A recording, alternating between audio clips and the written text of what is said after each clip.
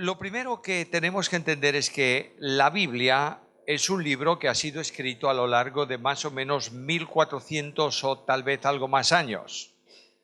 Y en ese tiempo hay 37 prácticamente seguros, algunos hablan de 40 autores distintos, es lo mismo. 40 autores a lo largo de 1400 años es mucha distancia entre el primer escrito, que con toda probabilidad fue el libro de Job, y el último escrito del Nuevo Testamento, que se discute cuál. Para mí, personalmente, hay una argumentación fuerte, después de haberlo estudiado, para mí es el Evangelio según Juan, para mí. Entonces, no peleemos por este asunto ya desde un principio. Ahora, cuando se comienza a escribir la Biblia, no hay duda ninguna que tenemos que preguntarnos en qué idiomas fue escrita, porque no fue escrita en castellano, ni en inglés, ni en ningún idioma moderno, ni en latín siquiera.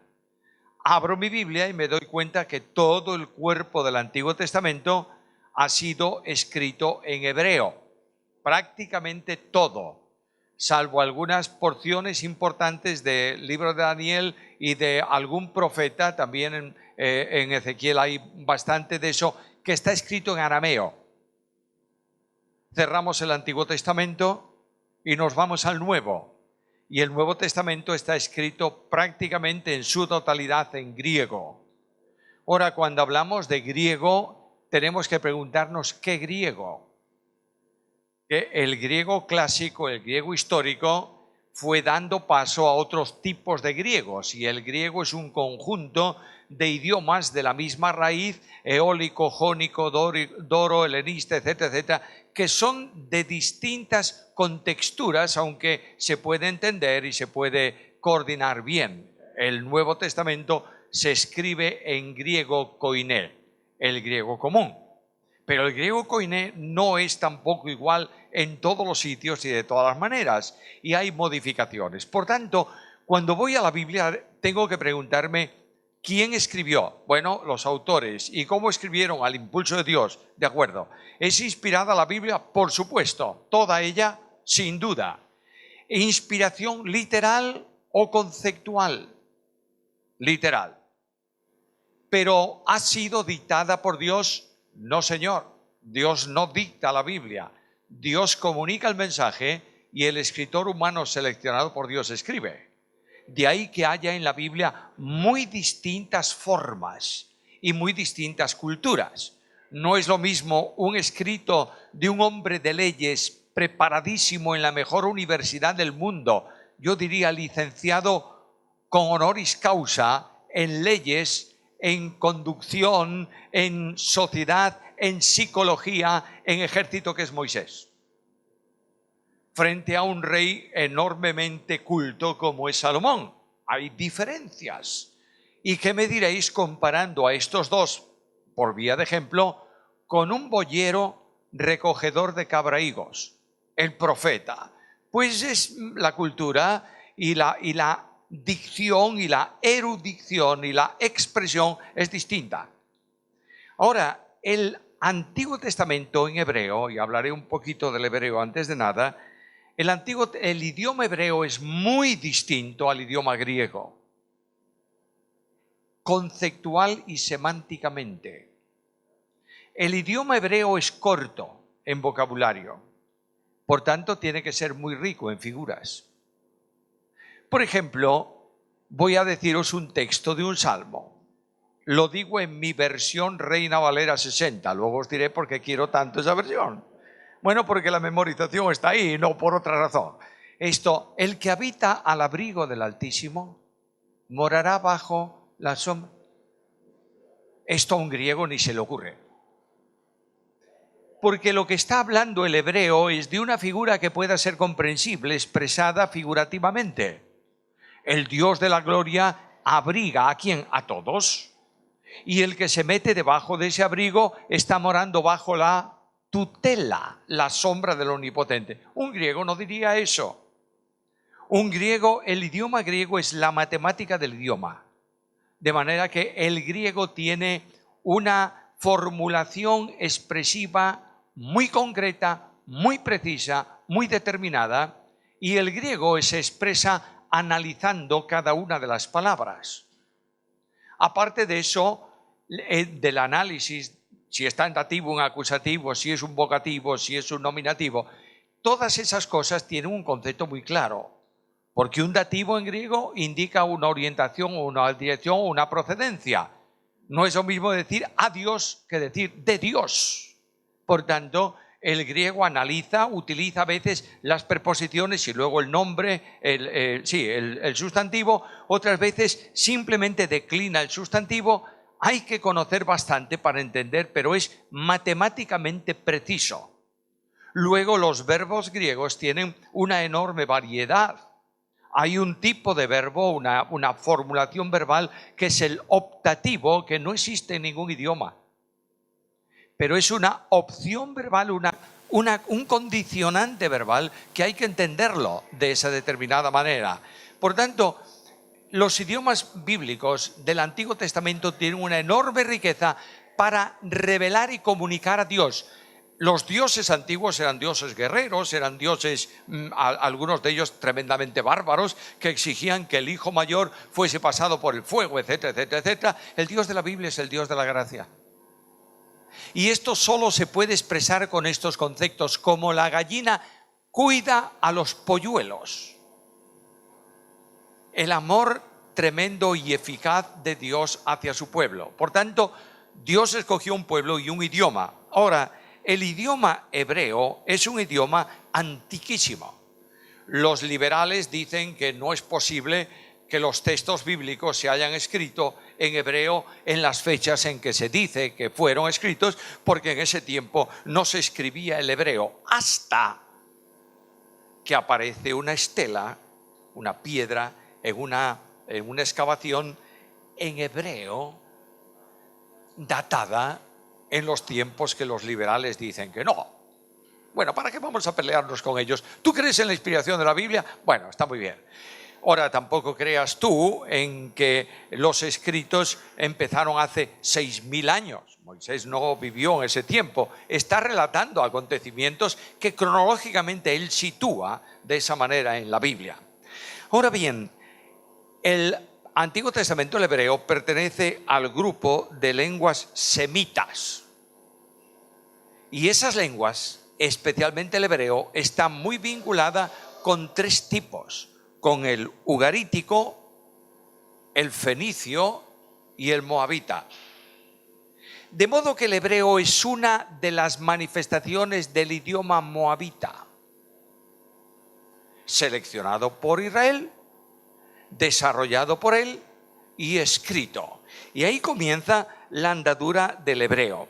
El hebreo, por tanto, es un idioma cananeo, modificado y trasladado por un pueblo y un conjunto que elaboró definitivamente ese idioma.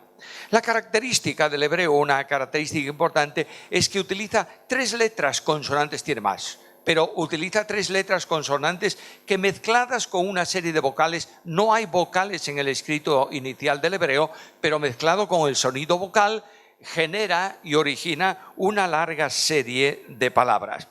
En ese idioma hebreo es transmitido la mayor parte del Antiguo Testamento. Y la evolución del hebreo no puedes entenderla más que comparando la antigüedad de los libros de la Biblia. Tú lees el libro de Job y luego lees, yo qué sé, el libro de Daniel y te das cuenta que hay una evolución idiomática en la fijación del idioma, que naturalmente cuando termina el último escrito, ese idioma dio paso al hebreo de hoy. Es una bendición saber que el que puede leer el hebreo moderno tiene una enorme ventaja para leer el hebreo antiguo. Pero el idioma fue variando y la escritura del alfabeto fenicio, que es como se escribe prácticamente el hebreo inicial, da paso a la escritura cuadrada. Se llama cuadrada porque las letras las puedes meter dentro de un cuadro, y eso ya es un idioma mucho más moderno. Ahora ya tenemos el hebreo. Bueno, ¿cuánto sabemos de hebreo? ¡Qué barbaridad! No sabemos nada.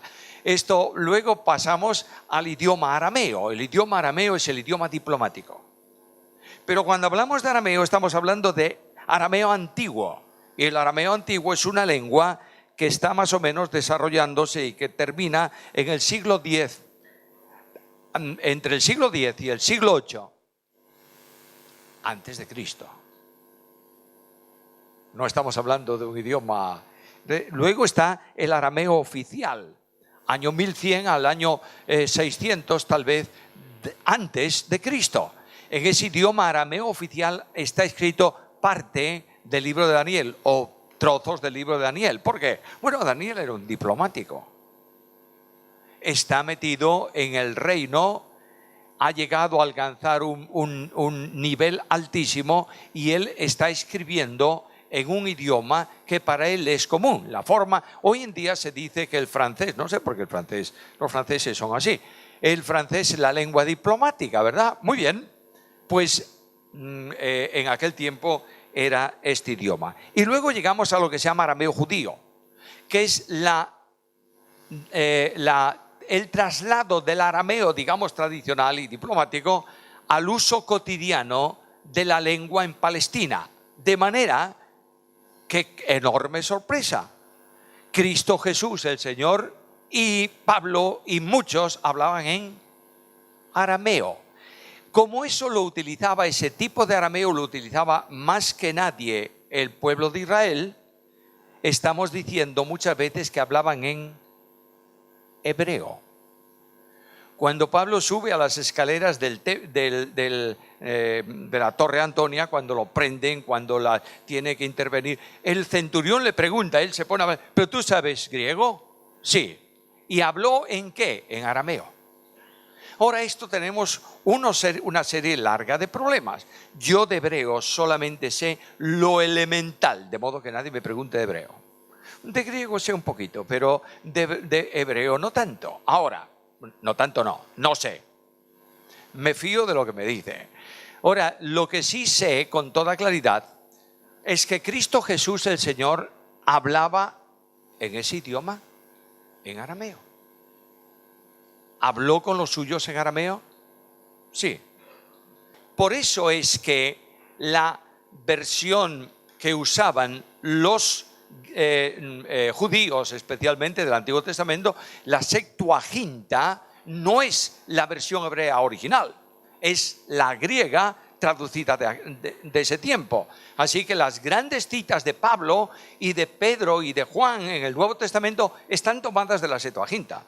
¿Qué herejía más impresionante? No, es lo que realmente entendían que decía el texto hebreo al traducirlo al griego. Ahora, la Biblia hebrea. La Biblia hebrea es un compendio, un conjunto, una recesión de todos los escritos del Antiguo Testamento hecho por eruditos hebreos y con una meticulosidad tremenda. Cuando un copista se iba a hacer una copia, claro, si es un copista tiene que hacer una copia. Cuando alguien iba a hacer una copia de un pasaje del Antiguo Testamento, porque el original de esa copia ya estaba muy usado o había que hacer una copia, había por lo menos 3 que intervenían en el proceso. Uno tomaba el escrito original que se iba a copiar y contaba las letras. 300. El otro comenzaba a escribir lo que había allí. Al final contaba el que escribió 300. Y luego uno tomaba el escrito original y otro tomaba la copia y lo leían en conjunto para que no hubiese ninguna diferencia. Pero no leían el texto, leían las letras, para que aquello estuviera fielmente escrito. El respeto por la Biblia era tremendo en los copistas, de modo que cuando aparecía el tetragramatón, el nombre sagrado de Dios, el copista tiraba el instrumento o lo ponía a un lado, tomaba uno nuevo, se lavaba las manos y escribía el nombre y volvía a hacer la operación al revés. Luego, cuando las copias unidas de todo el Antiguo Testamento, escrito en materiales más modernos, tiene una garantía tremendísima de fidelidad.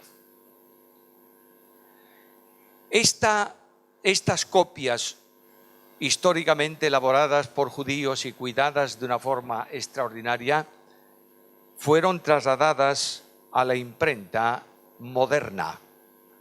Y tenemos la Biblia llamada Stuttgartiense, que lleva ese nombre porque está impresa en Stuttgart, en Alemania, y es el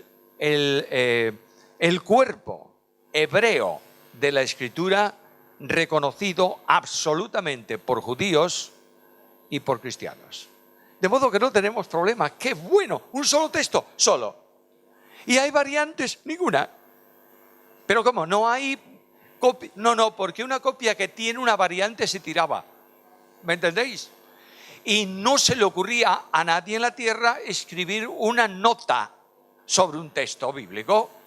De modo que lo que tenemos en la Stuttgartiense es la seguridad, hombre, no el 99,9%, pero la seguridad plena de que tenemos los escritos del Antiguo Testamento perfectamente. Ahora venimos al texto griego y ahí tenemos nuestras serias dificultades. Los textos griegos originales fueron usados especialmente por varios, o se tomaron y se adaptaron, se copiaron y se corrigieron en distintos lugares. Algunos cayeron en Alejandría y surge el texto alejandrino. Es el más fiel al texto griego, porque no han pulido nada. Como estaba, está. Lo máximo que han hecho los alejandrinos fue hacer una anotación marginal que decía, debiera decir esto, pero el texto sigue así. Luego viene el texto llamado occidental. ¿Por qué? Porque es el texto griego que comenzó a circular especialmente en lugares importantes del Imperio Romano, norte de África, Italia y Francia. En ese texto no se tuvo en cuenta la meticulosidad de mantener palabra por palabra, sino que se arregló un poquito el texto griego para que no se leyese en lo que técnicamente se llama barbarismos, es decir, una palabra que está mal escrita. Se le dio pulido y esplendor, que es lo que dice la Real Academia de la Lengua cuando se califica con el idioma español. Ahí hay variantes, hay diferencias entre el texto alejandrino y el texto occidental, lógicamente. Tú ves uno y ves el otro y dices, hombre, la idea, la palabra, la verdad, todo es el mismo, pero hay palabras diferentes entre una y el otro. Ahora, luego después de eso hay otro grupo de manuscritos que es los manuscritos procedentes de Cesarea. Ahí hay no se le presta tanta atención al escrito en sí, y es donde más variantes del texto griego aparece. Y finalmente la bizantina. La bizantina es la menos segura de todas las recensiones del Antiguo Testamento. Vaya lío. Pero el lío no es ese, porque si fuesen 4 versículos o 4 códices por versículo, bueno, no habría tanto problema. El problema es que comienzan a trasladarse del griego uncial, es decir, escrito todo con mayúsculas, al griego tradicional de mayúsculas y minúsculas. Y aparecen lo que se llaman los manuscritos minúsculos. Esos manuscritos son muy usados en el siglo XIV, en el siglo XV hasta el siglo XVII. Y de los minúsculos tomó Erasmo de Rotterdam para escribir ¿qué cosa? El Receptus.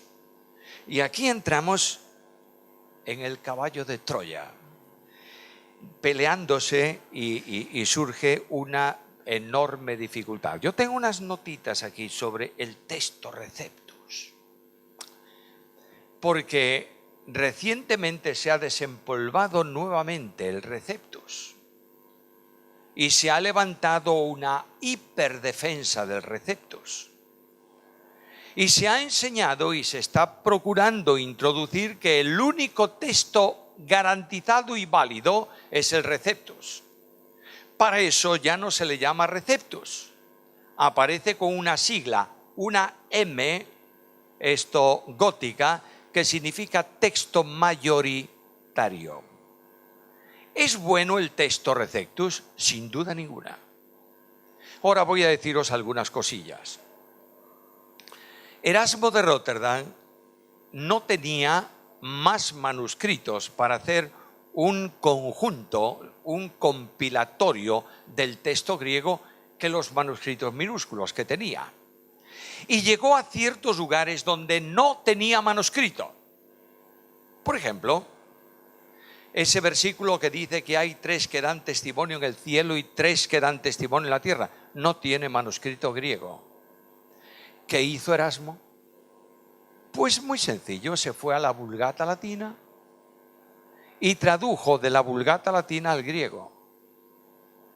Pero la Vulgata Latina en esa área tiene ciertos problemas de traducción. Y ahora cuando aparecen los manuscritos más modernos, dice, ¿pero de dónde sacó esto? Bueno, sacó que tradujo al revés, para terminar su textus. Receptus se llama ahora porque es el texto recibido.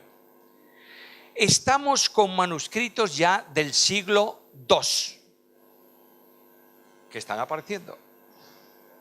Acabo de terminar el comentario de Lucas.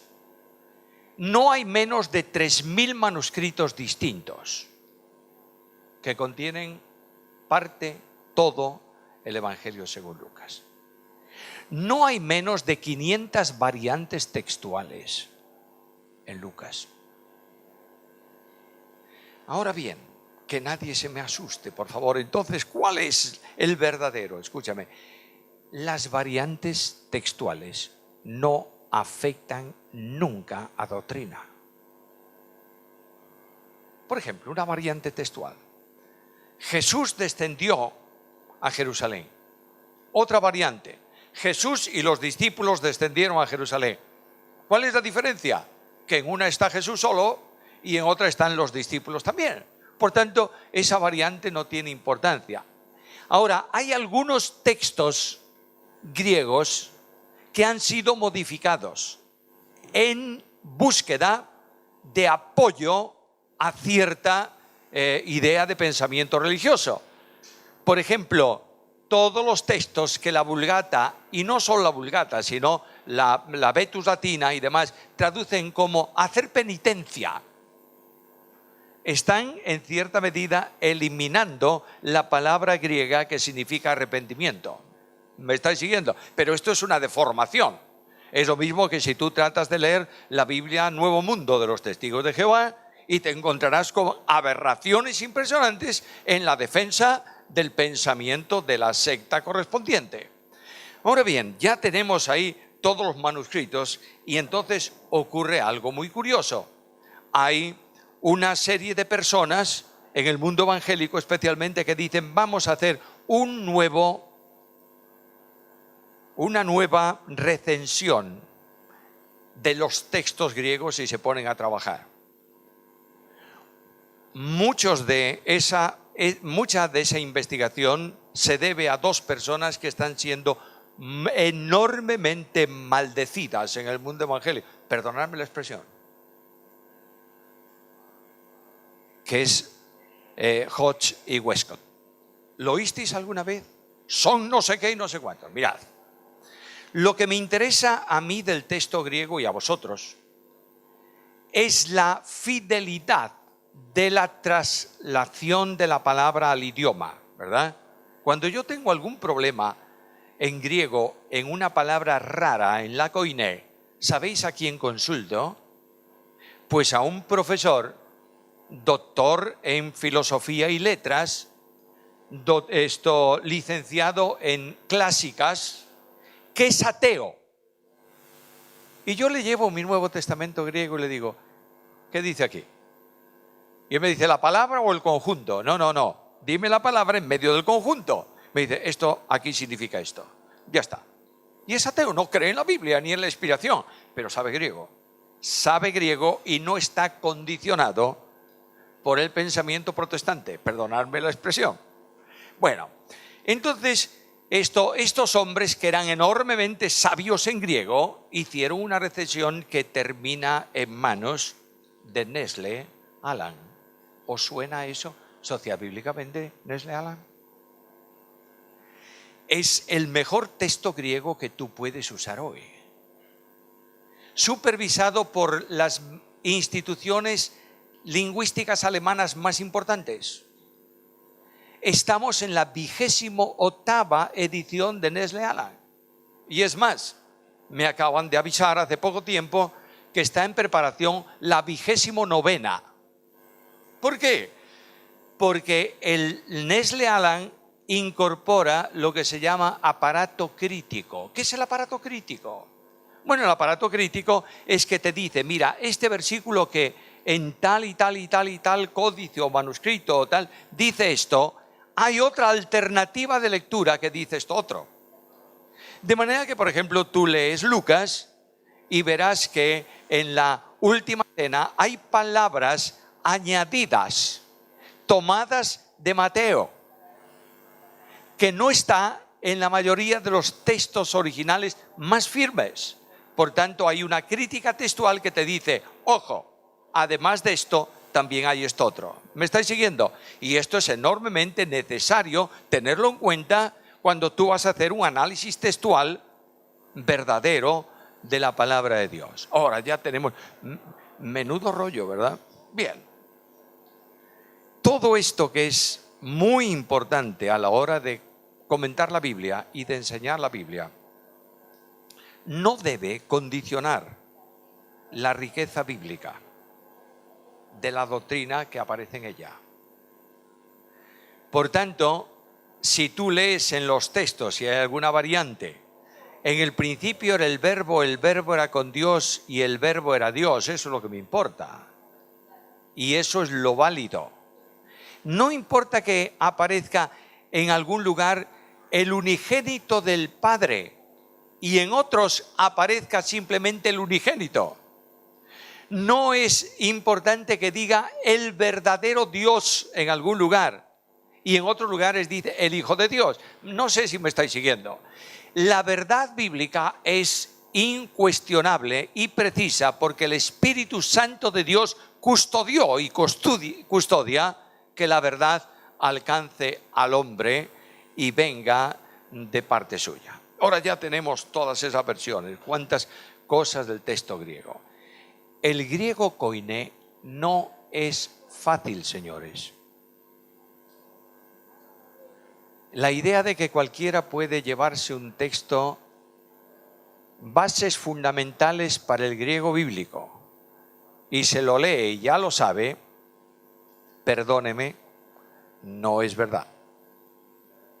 Y hay muchas personas que se consideran con todo el derecho de hablar del texto griego sin saber griego. Cuando yo empecé en el seminario bíblico, el presidente y el rector del seminario era el doctor Lacueva.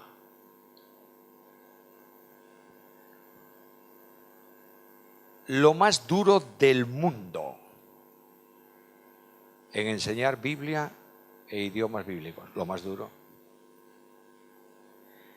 Un alumno del Instituto Bíblico se examina y él dijo, esta materia solo se supera con 7. Y vino con su examen 6,93. Y le dijo, doctor, 6,93. Le dijo, ¿es 7? No, no pasas. ¿Ah, sí? Era así. Un día me dijo, ven acá, primer curso, o griego o hebreo. Yo dije, las dos. No, no tienes tiempo para las dos. Porque yo estaba estudiando. Dijo, o griego o hebreo, ¿qué quieres tú? ¿vas a estudiar especialmente Antiguo Testamento o Nuevo Testamento? Yo le dije, los dos. Dice, pues entonces griego. ¿Cómo griego? Sí, porque tienes la Septuaginta, arréglate con ella. Bueno, pues ya está. Durante 5 años estudié griego con él. No te pasaba una. Al final, el examen final era sorprendente. Me dio un pasaje de Hebreos, el mejor griego del Nuevo Testamento, y un pasaje de Gálatas. Gálatas es una epístola escrita por Pablo él mismo. Pablo escribió la carta él con su mano. Por eso al final dice, mirad con cuán grandes letras os he escrito mi mano, no es que estaba medio ciego, y no, esas son historias que hemos inventado, por favor. Él escribe, y ese griego es malo, malo con avaricia, con anacoluctos por todos los lados, con alteraciones verbales. Es tremendo. Me dijo, toma, capítulo 2 de Gálatas del 1 al 8, capítulo 4 de Hebreos entero. Por supuesto, nada de diccionario. Me dijo, de Hebreos solo puedes tener 3 faltas. De Gálatas, una más. Pero si no superabas así, no superabas. Quiero deciros que yo no sé griego. Lo traduzco, lo analizo, lo escribo. Pero saber griego significa estudiar griego permanentemente todos los días de toda tu vida. Y buscar significado de palabras que no están en la naturalidad del texto, sino en otros orígenes diferentes. Y tú te preguntas, ¿por qué Pablo escribe aquí esta palabra tan rara? Y tendrás que ir al griego helenístico o al jónico para ver de dónde vino el significado que Pablo está utilizando esa palabra. Hay que estudiar mucho para conocer griego. Bueno, entonces nunca enseñará la Biblia. Es que tu Biblia está escrita en castellano, ¿o no? ¿Sabes leer el castellano? Bueno, pues eso es lo que interesa, que tú puedas leer tu Biblia en castellano y cuando tengas algún problemilla, consulta. Hoy tenemos tantos materiales que no tenemos disculpa para entender la Biblia. Bueno, la Biblia, Dios no requiere que sepas griego ni hebreo. Te da su palabra para que la entiendas y el Espíritu Santo ilumina tu mente para que puedas comprender la Biblia. Ahora ya tenemos. Y un buen día, las traducciones bíblicas más importantes en latín. Y las Biblias no se podían leer en lengua vernácula. Y ocurre el 500 aniversario de la Reforma. ¿Qué hizo Martín Lutero? Tomó la Biblia y la tradujo al alemán. Pero a veces nosotros tenemos, sobre todo los españoles, los hispanos, tenemos un concepto de que el español y el hispano es un elemento en la cadena social de menor nivel que el alemán y que el inglés. No sé por qué, pero es así.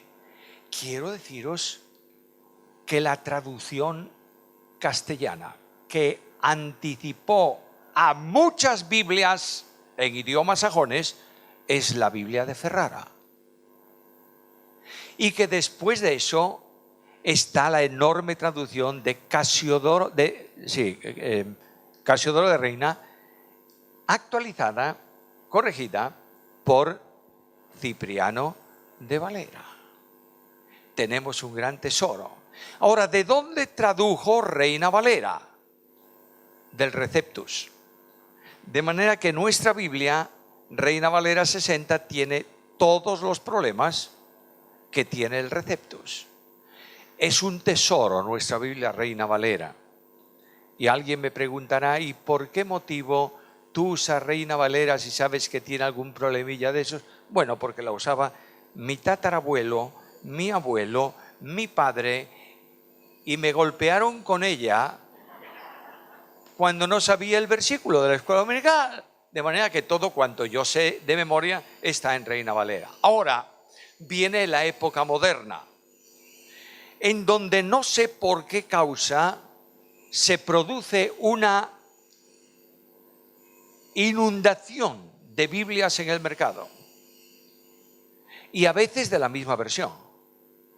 la Biblia del cotidiano caminar, la Biblia del pastor diligente, la Biblia del pastor menos diligente, la Biblia de la mujer, la Biblia del arco iris, que parece de la acera de enfrente. Y venga Biblias. ¿Sabéis una cosa, hermanos? Satanás cambia de forma de actuar. Al principio, ¿qué dijo Satanás? Cristianos, matemos a los cristianos. Y resulta que dice, mira, que vas muy mal por ahí, le diría a alguno de sus demonios. Vas muy mal, mira, has matado a tantos y resulta que mira cuántos hay más. Y dice, paremos, no matemos cristianos. Ahora, quitemos la Biblia de en medio. No se puede leer la Biblia, ya está, ya hemos ganado. Se traduce la Biblia y se lee la Biblia. Teníamos una versión en castellano de la Biblia, ¿verdad? Todos estudiábamos la Biblia por ahí. La Biblia se vendía en todos los lados y todos sabían, en España por lo menos, que era la Biblia protestante. Que no nos llamen protestante. A veces me preocupa más que me llamen evangélico. Porque hoy evangélico es todo aquel que no es católico o que no es ortodoxo. Y hay un pelaje evangélico que ¿para qué? Preferible que no. De manera que ya hay iglesias evangélicas en Francia que están volviendo a llamarse protestantes. Porque tú preguntas en Vigo, ¿dónde está la iglesia evangélica? Los protestantes. Sí. Y te mandan a la iglesia histórica de la ciudad. A lo mejor estás al lado de otra evangélica y te mandan a la nuestra. Qué bendición, es la propaganda de los años. Ahora viene el nuevo esfuerzo hecho por gente con mucho interés.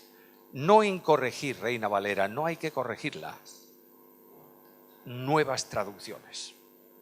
Voy a mencionar una eminentemente importante en Hispanoamérica. ¿Sabéis cuál es? La Biblia de las Américas. ¿La conocéis? ¿La usáis? Es muy buena porque, entre otras cosas, es enormemente honesta. Cada vez que el traductor incorpora una palabra complementaria que no está en el texto griego, la escribe en cursivas. Pero bueno, Reina Valera 1925 también tiene las cursivas. Desapareció en la RV60, que no tiene ninguna cursiva. Ahora, no me hables, por favor, de la Biblia de las Américas, porque parece ser que la única autorizada es Reina Valera. Pues sí, te hablo de la Biblia de las Américas. Te va a dar un concepto muy claro en ciertos lugares. Otra Biblia, que seguro que has recibido algún mail en tu casa en contra de ella. NBI.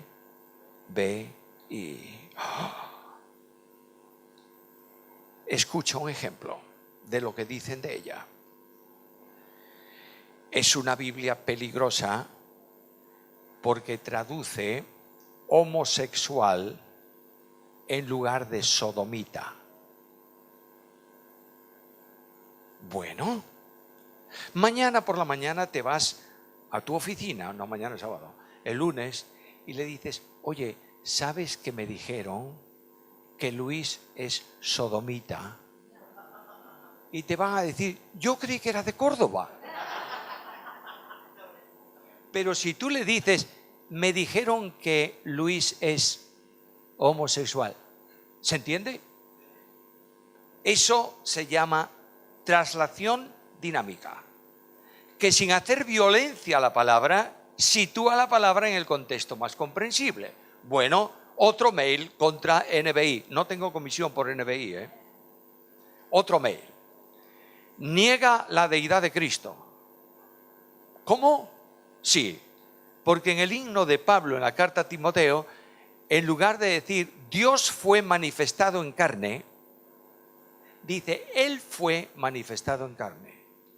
Bueno, señores, es que lo que dice el texto griego es Él fue manifestado en carne, porque el sujeto de esa oración hay que buscarlo 4 versículos antes.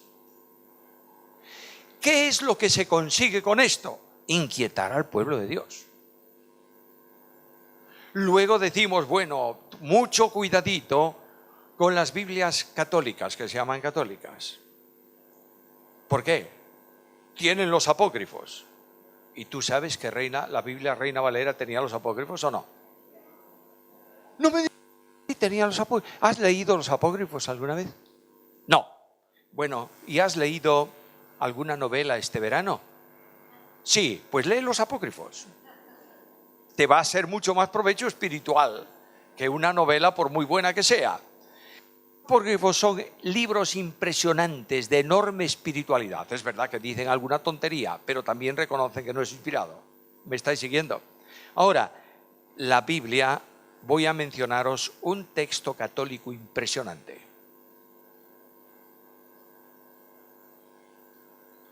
Cantera Iglesias. No Bover Cantera, ¿eh? Cantera Iglesias. Es una Biblia impresionantemente fiel al texto griego, hasta el punto que el traductor tiene que poner muchas veces llamada a pie de página y decir, el dogma dice, bla, bla, bla, bla, bla, y poner el dogma porque contradice lo que están traduciendo en la Biblia. Es impresionante. Otra Biblia fantástica, la Biblia de Jerusalén para los libros poéticos. Aquellos que puedan leer el catalán, la Biblia catalana de Montserrat es una traducción colosal. De manera que tenemos un montón de traducciones buenas. Yo no digo que te llegues a casa y tires tu Reina Valera al instante. No, úsala, por favor, es un tesoro. Pero quiero decirte también que si no eres capaz o no puedes leer el texto griego, cómprate 4 o 5 o 6 versiones. Ábrelas y lee el texto en 6 versiones. Vas a encontrar a última hora prácticamente lo mismo que si hubieras traducido directamente del texto griego. Seguirá adelante la traducción de la Biblia y habrá serios problemas y tremendas críticas. ¿Cómo puedo decirle yo a un esquimal en su idioma el Cordero de Dios? Si el esquimal no sabe lo que es un cordero.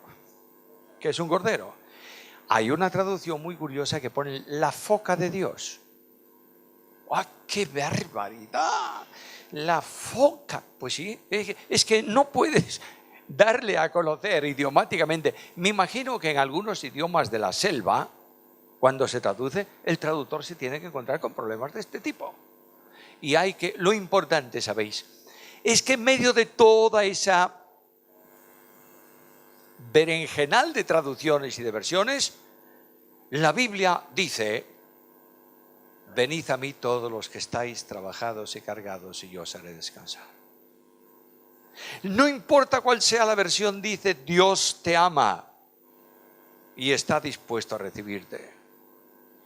Por tanto, esto es el gran valor de la Biblia, ¿verdad? Hermanos, yo sé que este taller de hoy ha sido un taller más bien técnico que espiritual. Bueno, que el Espíritu lo espiritualice en vuestros corazones. Pero quiero llegar a una conclusión. Ama la Biblia. Cuando yo era pequeñito, el otro día, fue ayer, me parece, por la noche, que dije que soy la 5ª generación de evangélicos. Mi abuelo materno fue 25 años colportor de la Sociedad Bíblica. Por eso yo quiero la Sociedad Bíblica. Un día yo estaba en la casa un poco impertinente y le decía a mi abuelo, si tuviera aquí un cuento para leer, y ya el abuelo estaba muy cansado del cuento para leer. Me dijo, me agarró y me sentó allí en una silla. Y me trajo una Biblia que él tenía en la biblioteca suya, un bibliote así de grande, y me abrió la historia de Sansón. Me dijo, lee esa historia. Bueno, lee la historia.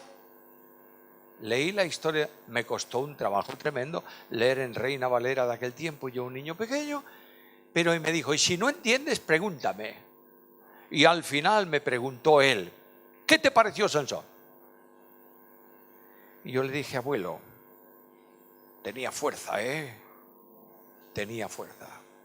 ¿Sabes qué dijo mi abuelo? Me dijo, ¿sabes quién le daba la fuerza? Dios. Hoy en día tenemos cientos de niños llamados hijos de evangélicos que conocen al Pato Donald en el mejor de los casos. Y muchos a Sondoku, y muchos andan, no sé si es Sondoku, es igual, un japonés de estos. Y muchos anduvieron por adolescentes por mi ciudad con un teléfono cazando Pokémon. Y conocen eso perfectamente, pero no saben quién fue Sansón. No hay opción. ¿Volvemos a la Biblia o perdemos el rumbo? ¿Volvemos a la Biblia y predicamos la Biblia y amamos la Biblia y leemos la Biblia o vamos en mal camino? Pregunto esta tarde y termino. ¿Cuántos de los presentes, y no quiero manos arriba, cuántos de los presentes tenéis un plan de lectura anual de la Biblia y estáis leyendo la Biblia entera todos los años? ¿Cuántos? Oh, todos los años. En nuestra iglesia promovemos un plan de lectura anual. Y se pregunta, ¿qué tal vas con el plan de lectura? Nosotros tenemos nuestro plan anual de lectura. Requiere un cuarto de hora cada día. Y como mucho, 4 capítulos de vez en cuando. Lee la Biblia, por favor. No tenga la disculpa de que el pastor en la iglesia no me predica toda la Biblia. La culpa es tuya porque no la lees. Lee la Biblia. Pregunta al pastor cosas que a lo mejor no dice desde el púlpito y harás un gran favor. Invitarás al pastor a centrarse un poco más en la exposición de la Biblia. Hermanos queridos, Dios te habla por la Biblia, ¿lo crees? ¿Crees que la Biblia es inspirada por Dios? Si crees que es inspirada, ámala y léela, y Dios hará su obra.